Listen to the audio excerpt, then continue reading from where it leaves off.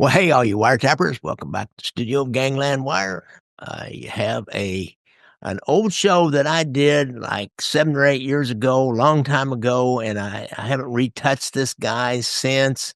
So I went back in and looked at it and did some new stuff and re-edited it.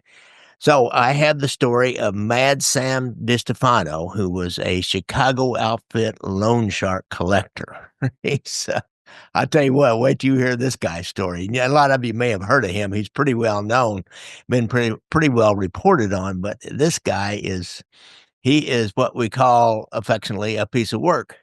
So settle back and listen to the story of the life of the most brutal loan shark collector and loan shark that probably ever was that I know about. He liked to torture. This guy is Mad Sam DeStefano. And I'd heard of Mad Sam. Of course, all you guys up in Chicago know about Mad Sam. He's kind of the guy that taught Tony Spilotro all the tricks of the trade on being a gangster. He was one of the first guys that Spilotro was sent to his crew, or Spilotro joined his crew. But Mad Sam, we'll tell you a little bit about the history of Mad Sam. Mad Sam was born in 1909.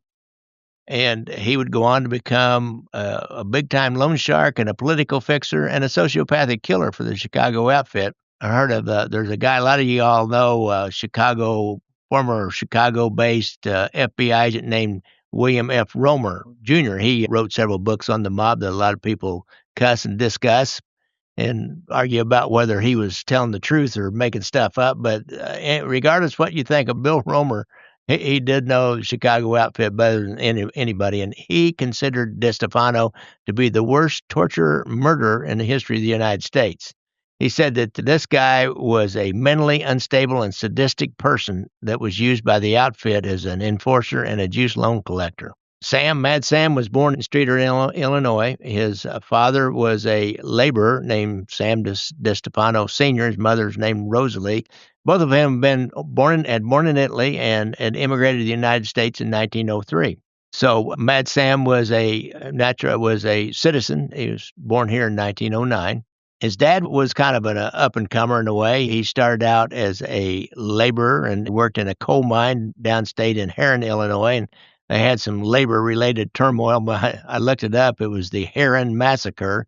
A bunch of union members killed a whole bunch of strikebreakers down there, and then the company brought in some thugs to beat up the union people. So he just got out and went up to Chicago and moved into Little Italy on the west side of the loop down there and around Taylor and Western, I think. And looking at Mad Sam, one of the early reports about his criminal activity was in 1926. He would have been about 17 or 18 years old. He was arrested and turned over to the Niles Police Department, which is a suburb of Chicago, as being a fugitive for breaking out of jail. He joined a gang. It was called the 42 Gang. 1927, July the 1st, several hundred of these West Side gang members showed up threatening violence against a police sergeant for arresting DeStefano and for shooting DeStefano's associate, Harry Casgrovey. So he had established a reputation by the time before he was 20 years old, really, and had people following him and looking up to him. Started out with a charge of rape. Well, best I can gather, DeStefano and another gang member, Ralph Orlando, they had waited outside a movie theater and found a 17-year-old girl walking home alone, and they forced her into an automobile and drove her to a garage where she was sexually assaulted by several other gang members. Orlando and DeStefano were found guilty of this crime. Now, he got a lighter sentence because the police were called. I don't know how. If some neighbor must have heard the girl screaming or something. Police were called and they burst in and they arrived before DeStefano had the opportunity to rape the girl. So he had a much lighter sentence. He only did 3 years. He was a member of the 42 Gang sometime during this time, which was the junior varsity, if you will, for the Chicago outfit. Many young guys in Chicago graduated from the 42 Gang to join the outfit. And one of the most famous ones was Salvatore Sam Giancana, or Momo. They call him Momo. The press coverage that the 42ers had gotten for all their different crimes had captured the attention of the outfit, and particularly Al Capone. They were used to do burglaries and fence their property for them and help in the bootlegging. They need a lot of people to drive trucks and guard truckloads of beer and help establish enforcement around speakeasies and set up speakeasies and gambling games. And they'd hire them for runners and truck drivers. They were a little bit out of control, they were all these young guys, but they did have their uses. Was probably one of the more highly skilled of these young guys, and he had a reputation his early reputation was a skilled wheelman, and I don't mean a motorcycle officer. If you remember, we had that whole conversation about whether you're the getaway driver or you're a motorcycle officer for the Kansas City Police Department. So he was not a motorcycle officer. He was a getaway driver, and he was known to be calm under pressure. He quickly became a protege of Anthony Joe Batters Accardo, and Paul the Waiter Rica, who were some of the early bosses after Al Capone and Frank Nitti. Kana would bring a number of his 42 gang members like Mad Sam into the outfit, and he would go on to become the boss of the outfit by 1957. He will later kind of have to abdicate and travel to Mexico, and he will eventually be killed, but that's a whole nother story. He's the one that brought Mad Sam DeStefano from the 42ers into the big time. DeStefano himself soon became involved in bootlegging and gambling. In 1932, he was wounded by a policeman during a grocery store robbery. Later that year, in August after that, DeStefano appeared at a hospital in Chicago's West Side with bullet wounds, which refused to explain. So he was getting around, but he was in his early 20s. In 1933, he must have been part of a robbery crew, because in 1933, DeStefano was convicted of a bank robbery up in New Lisbon, Wisconsin, and sentenced to 40 years in the penitentiary.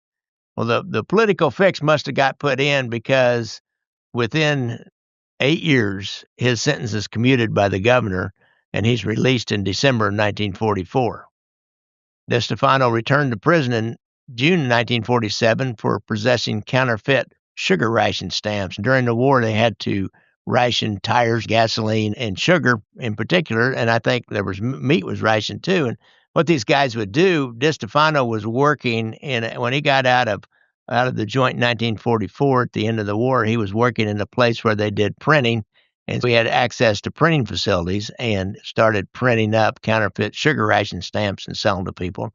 He got popped for that, went back to the penitentiary, and this was a good penitentiary term for him. He was sent down to Leavenworth, and there he met outfit members Paul the Waiter Rica and Louis Campagna. When he came out in 1947, he must have got their attention, and he probably made sure everybody was safe, and he was kind of a bad actor, so he was a tough guy. And after he was released, he immediately got a civil service job with the city of Chicago as in the garbage part of the garbage dumping foreman. By 1952, the fix for him getting that job must not have stuck, or he probably created a lot of trouble or wasn't showing up or something, because city officials discovered that he had omitted his criminal record from his application. They didn't prosecute him, but I think he lost his job at that time. During the 1950s, he went on to be a full-time outfit loan shark operator. He started out using stolen money from his days as a bank robber and loaning out money at loan shark rates. He was investing. He was really a businessman. He started investing in Chicago real estate. If we'd invested in Chicago real estate in the 1950s and just hung on to it, we'd have done pretty good. That was his thing. And by the 50s, DeStefano he really became one of the outfit's main political fixer. He found city officials, judges, policemen, he was paying off. He would brag that there wasn't any case he couldn't fix, and started offering his services out to the other mob guys. His fees, I understand his fees for doing things like fixing a robbery case was $800.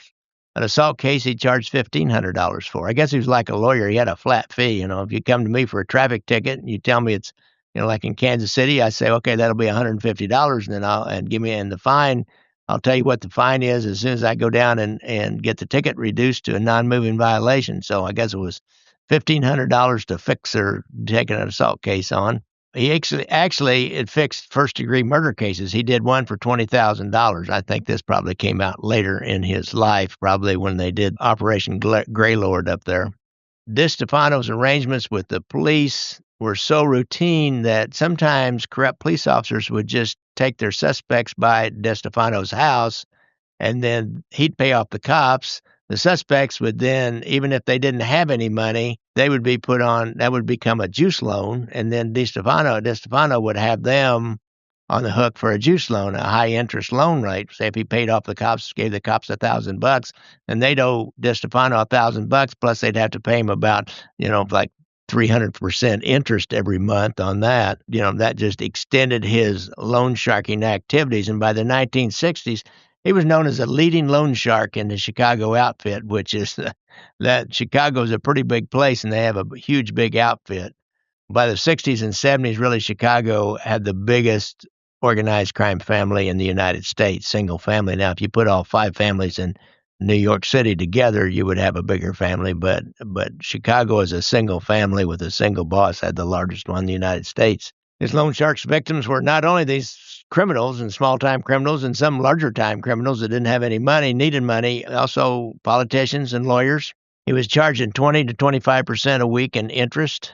He would accept any high-risk debtors like drug addicts or businessmen who had already defaulted on other debts. But it's claimed that the reason DeStefano would do that because he enjoyed it when they didn't pay on time. He had a soundproof torture chamber built into his basement, and he liked to bring those guys down there. So don't be borrowing any money from Mad Sam, a guy called Mad Sam. If you do, don't go over to his house. Don't pay me. I like that because then I'm gonna put you down in my basement and torture you for a little bit. That's why I've got that acetylene torch down there. You don't want to know what you do with the torch. We'll get on to the vice later on. He'd been known to kill debtors who owed him small sums just so he'd scare others into paying their debts. This guy, here's another thing. This guy was canny. This guy was really canny.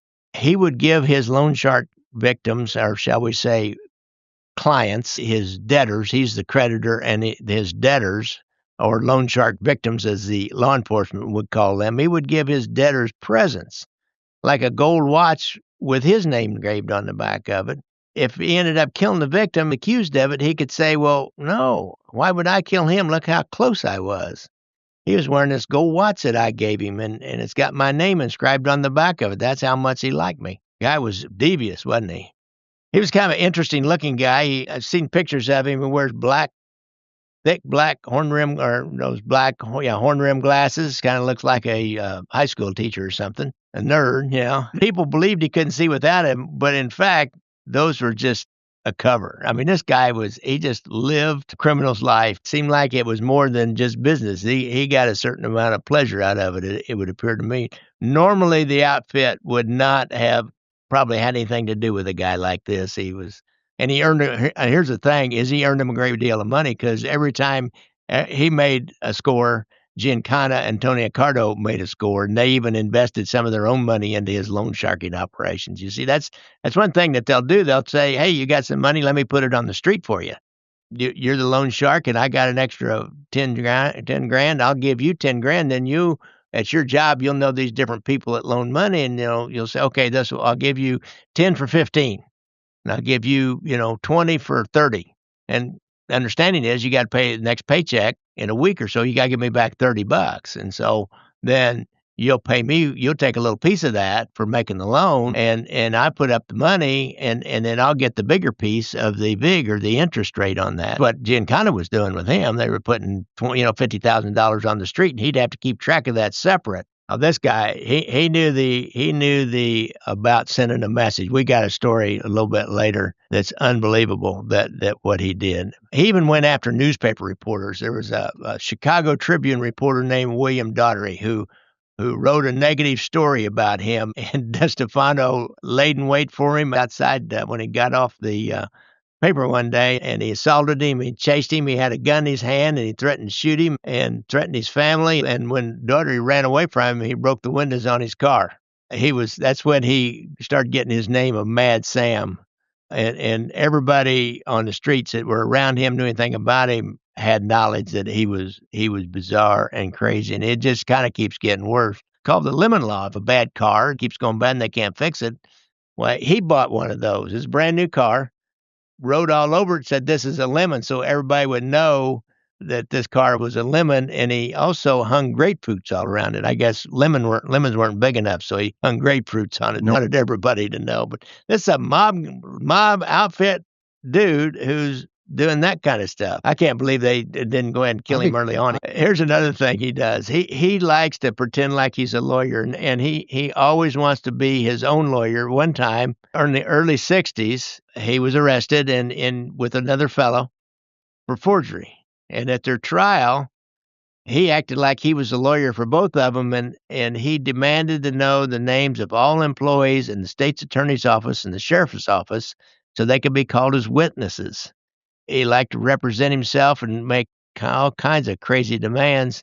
Another time, he was so confusing that nobody in the courtroom even knew what he was talking about. He'd do stuff like he walked up to the jury and he says, "Have you ever seen an elephant?" He turns to the judge and he says, "I plead guilty." And then he turned back to the jury and he said, "Something's come to light that I had not known before."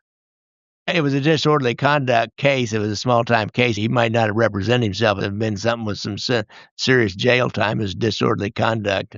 So the jury found him guilty and fined him $100. Some of the people around him claimed that he would tell his compadres that it was his dream in life to own a pig farm so he could feed his victims to pigs. He claimed he even drove to pig farms just to watch them for hours. I mean, this guy, he was, as I said before, a half a bubble off a plum, or probably a whole bubble off a plum. Hogs, are they vegetarian? Maybe they eat slop. Here's another. There's an informant who will end up going into program and talking about DeStefano, and he claims that one time DeStefano got mad at his wife. Her name was Anita. He took out his gun, he put the end of the barrel in the mouth, and then told her to reach out and pull the trigger. And she wouldn't do it. And finally he started laughing, and then would go out and tell my buddies over and over again this same story about how he did that. This Bill Romer we talked about, FBI agent Bill Romer. Agents often would just show up at these mob guys' houses, just knock on the door and just say, "How you doing?" Just stop by and talk to them just to see, shake them up, or maybe somebody would have some trouble and they'd be there at the right time. And they'd say, "Okay, here's my lifeline. I'm in big trouble, and here's my lifeline." But anyhow, he was assigned to go to DeStefano's house periodically, or go find DeStefano and talk to him and just question him a little bit. And usually those guys just say, "I'm not talking to you." He'd go over to the house, and DeStefano would walk down the stairs in his pajamas, but he would have his penis hanging out while his wife was serving the agents coffee. And the agents, and another interesting thing, the agents would remark that coffee had kind of a funny taste to it. They didn't really like the coffee. Sam claimed the coffee was made from special Italian coffee beans. Romer claims that he found out later that DeStefano had been peeing in the coffee before they brought it into the agents. When I was a policeman in uniform and I was around people that were giving me anything to eat, I wouldn't take it unless I saw them do it. I saw them fix it. Like, I did not go into a restaurant and just order a meal. I never, ever would, unless I knew the people that were working there. It was kind of they put the dysfunction in dysfunctional relationship, didn't they? Or the dis in dysfunctional relationship. Man, it's amazing what people do to stay married sometimes. He was in a little drug dealing caper with a bad Chicago cop named Tommy Dorso.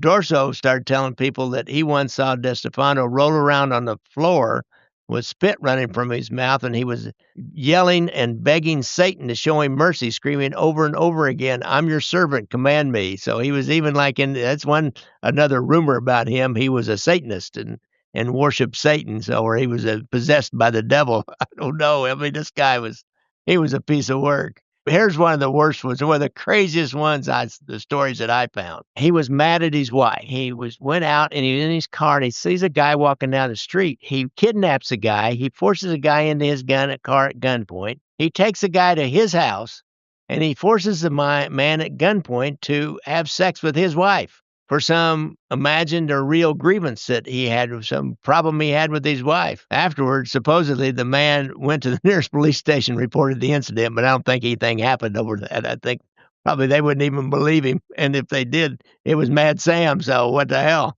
He was described as a highly emotional, what do you think? Highly emotional, temperamental individual. FBI reports the extremely egotistic and concerned with his own personal appearance. He's a total nutcase. The walls of his home were lined with mirrors, so he could continually watch his reflections in those mirrors as he walked around.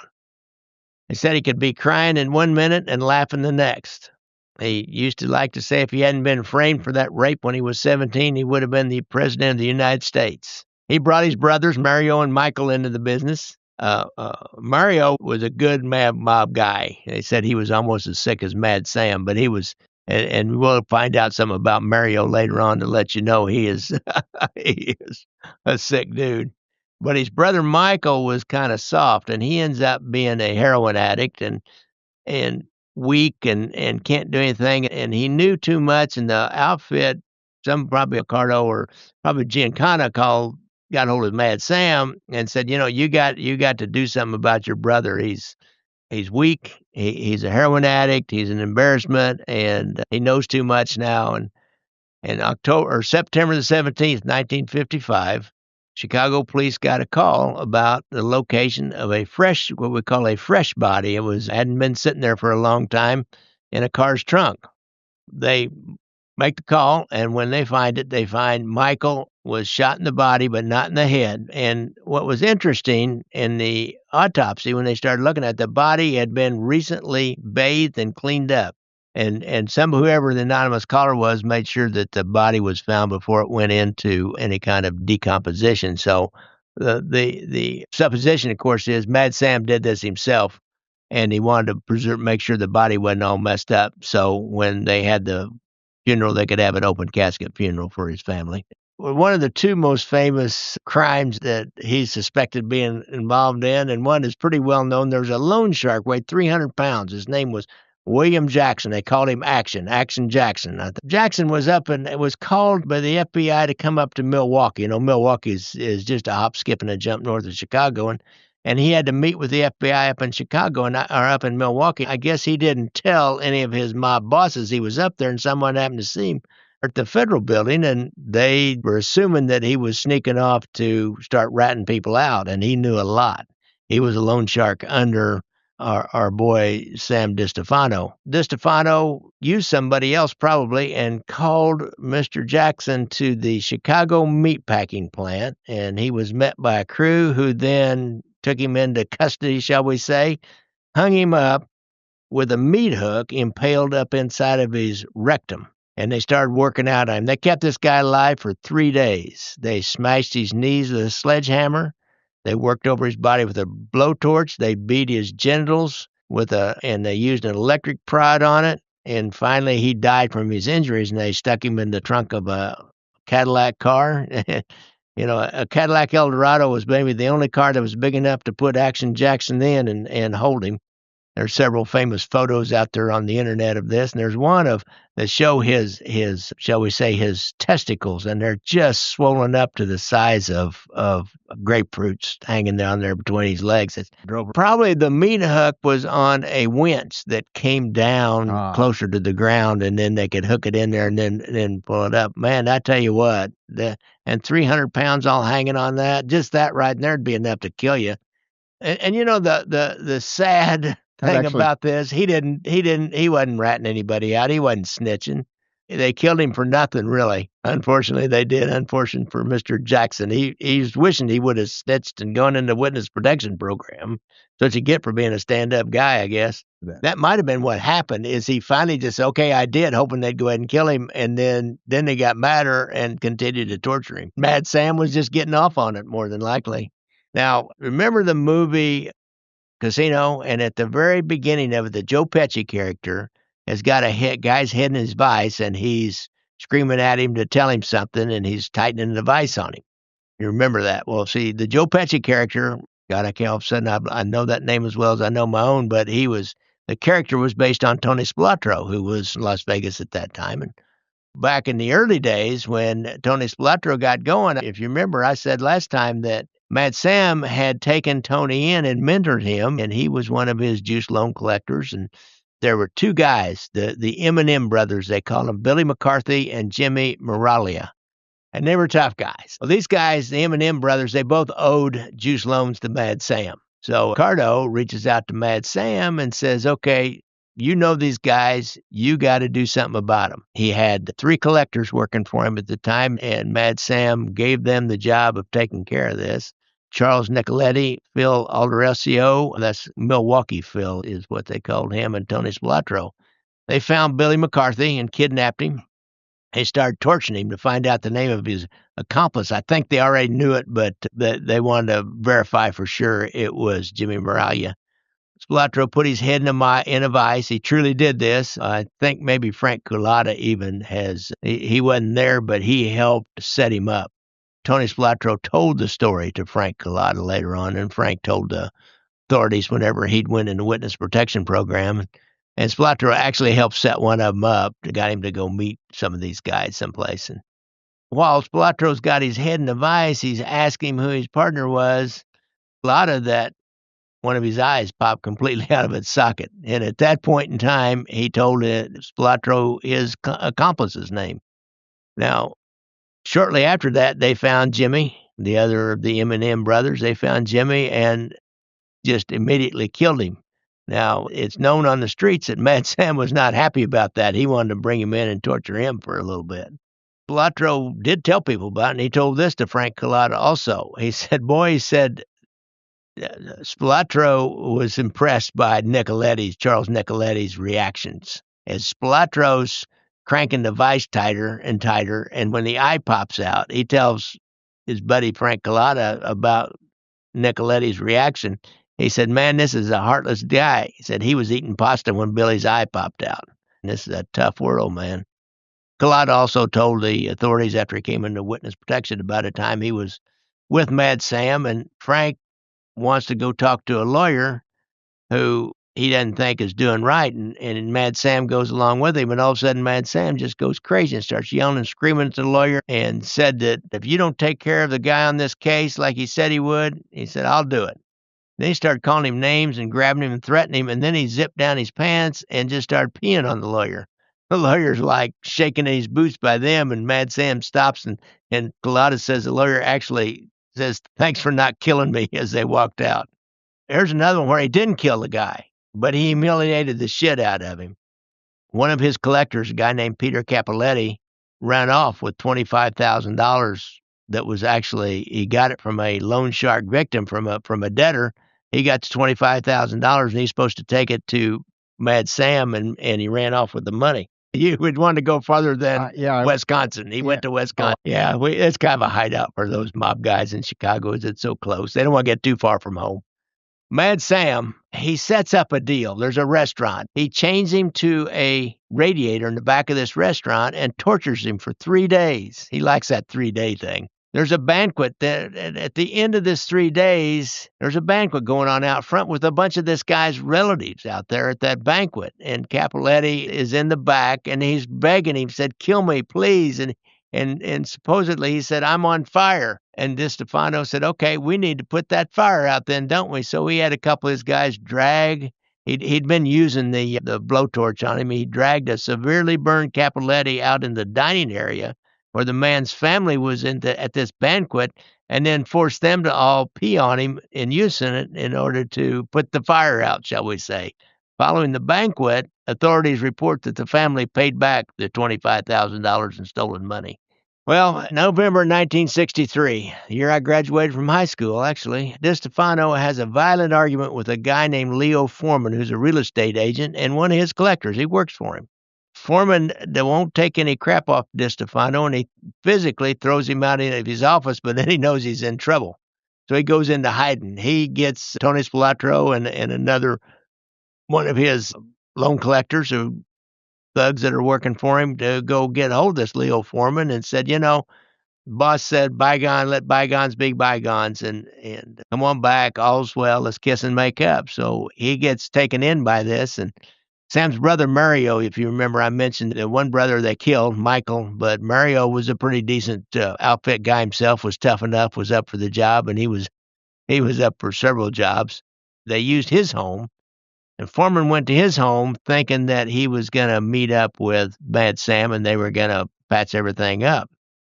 But once they got there, they got him down in the basement of Mario DeStefano's home.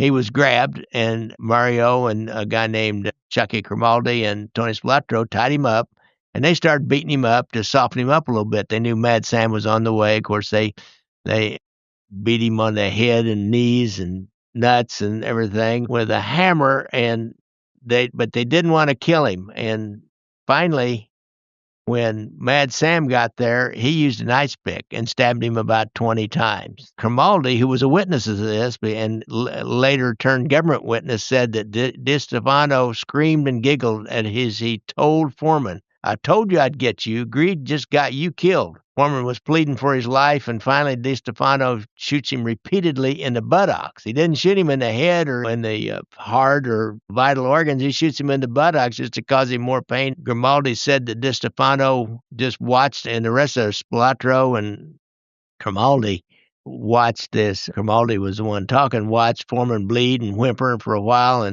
and then they started torturing him with a butcher knife. They started cutting chunks of flesh out of his arms until finally he dies during this time. They turned this Chucky Grimaldi, and so Tony Spilotro and Sam and Mario DeStefano were indicted for the murder of Leo Foreman.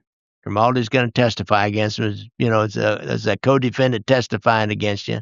Mad Sam's making a circus of the proceedings, acting as his own attorney as usual. This is one where he has some kind of an operation, like a hernia operation, and he pulls up his shirt and shows the jury all his stitches and scars and stuff. He is just goofy as hell. No statute of limitations on murder, and they didn't turn Chucky until 1972. It's kind of how that works. More than likely, when they turn like that, they figured that they're next up on the hit list, so they better go in. Well, by this point in time, even the outfit just says, this guy's too nuts. We got to do something about him. They end up getting out on bail. When Sam comes into court, some of the preliminary hearings, he would demand to speak through a bullhorn. He would appear at the courtroom in pajamas. He'd have him haul him in on a stretcher. He would do long-winded rants. He would do things like he would yell stuff like, "The investigators that are doing this are colluding with Joseph Stalin." And of course, he was alienating the judge and the jury, and that was a huge, really a high-profile event. And Spilotro and his brother, he was hurting them because they were also on trial for this whole deal. With the approval, it had to be with the approval of Giancana and Anthony Accardo. His own brother, Mario, and Tony Spilotro devised a plan to keep him quiet for good. This Chucky Grimaldi is gone in the witness protection program, and he's testifying against him, and without Chucky Grimaldi, they probably will walk on it. Sam, they all got a case. Outfit says, this guy's acting so crazy and drawing so much attention, they've just had enough, and they're saying, we got to do something about him. So if you remember, we suspect Mad Sam killed his other brother, Michael, or had him killed, and probably killed him or took part in it. Now his own brother, Mario, and Tony Spilotro are making plans to kill Mad Sam. Because they said, it's been reported that this Mario was just as mean and cruel and sadistic as Mad Sam. He just wasn't crazy about it. They tell him that they found where Chucky Grimaldi is being hidden by the authorities, and that they paid off the policemen who are guarding him. Sam was ecstatic. He was thinking about the fun he'd have exacting some revenge on Mr. Grimaldi, the stool pigeon. Mad Sam and Mario, his brother Mario, and Tony Spilotro all get together, and the time comes, they tell him they're going to come and pick him up, and they're going to go. They know where where Chucky is being held. Mad Sam is out in his driveway, in his garage, waiting for him to come up. Mario drives up in the driveway with Tony Spilotro. They walk up to him and into the garage, and as soon as they get close to him, Mario steps aside, and Tony Spilotro's got a double-barreled sawed-off shotgun. He's been hiding underneath his coat. He just pulls up and fires both barrels at him. First shot blew off Mad Sam's one of his arms, and the second one hit him full in the chest, and he was dead before he hit the ground. April 14th, 1973, Mad Sam is no longer, but his skills, of course, were passed on to Tony the Spilotro. Now, Spilotro and his brother, Mario, ended up getting acquitted in this Leo Foreman murder trial. And after that, the rest is history with Spilotro. I'm not sure what happened to Mario, the other brother. Mad Sam gone, Grimaldi might have laid everything off onto Mad Sam and minimized on Spilotro. You never know how these deals come out. Plus, if this was the case I'm thinking of, Tony Spilotro and several other Chicago outfit people were acquitted in murder trials in Chicago because they just bought off the judge. Here's what the judge would do. Spilotro's attorney would ask for a bench trial, not a jury trial. judge would approve that. The prosecutor can't ask for a jury trial. If the defendant doesn't want one, he wants to be tried by a judge. They bought off the judge, and Tony Spilotro bought off the judge on at least one murder trial. This may have been the murder trial that he bought off on. I was thinking it was a murder trial on killing the M&M twins, but it might have been this one. Or maybe he bought him off on both of them. Anyhow, that's the story of Mad Sam DeStefano, and this isn't a serial killer, but he's damn close to it. He's no Bob Berdella. He didn't hold them for 3 days and stick carrots up their butt, but he held them for 3 days and beat their genitals and well, he did. He sticked a hook up that one guy's butt and hauled him up and held him up there. So he is just as bad as Bob Berdella. For money, there is no explanation for a family like this or people like this. You imagine what their childhood must have been like? I'll bet their dad was one mean sucker. All right, gets us to the time when I'd make my public service announcement. If you have a friend or relative who has a problem with drugs or alcohol, make your first call to First Call. Call 816-361-5900 or go to their website, www.firstcallkc.org. Vincent Solano. Under the advice of my lawyer, I respectfully refuse to answer that question, as my truthful answer may tend to incriminate me. May tend to incriminate me.